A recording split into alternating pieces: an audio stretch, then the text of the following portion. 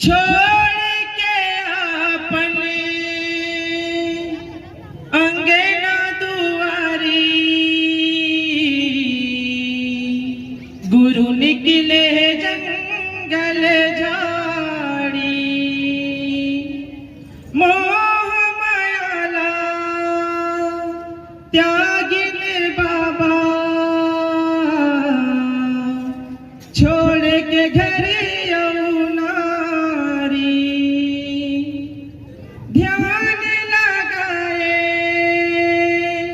पत्थरों में बैठ के सत्य के अलकेला जगाए मन खेला